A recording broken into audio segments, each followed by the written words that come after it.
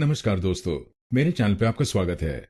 कुछ लोग इस शब्द को बोलते हैं सबस्टेंस, लेकिन ये प्रोनाउंसिएशन गलत है। तो आइए जानते हैं इस शब्द की सही प्रोनाउंसिएशन। इसकी सही प्रोनाउंसिएशन है सब्सटेंस। सब्सटेंस। इस शब्द में दो शब्दांश हैं। पहले शब्दांश को यानी SUB को बोलिए सब, सब, और दूसरे शब्दांश को यानी STANCE को बोलिए स्टन्स, स्टन्स। गलत प्रोनाउंसिएशन में हम इस शब्दांश को बोलते हैं स्टैंस।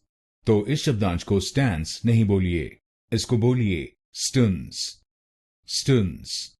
तो बनेगा substance, substance, substance, substance, substance, substance. और इस शब्द में आपको पहले शब्दांश पर यानी SUB पर जोर डालना है। Substance, substance. अब आप जान गए इस शब्द की सही प्रोनाउंसिएशन।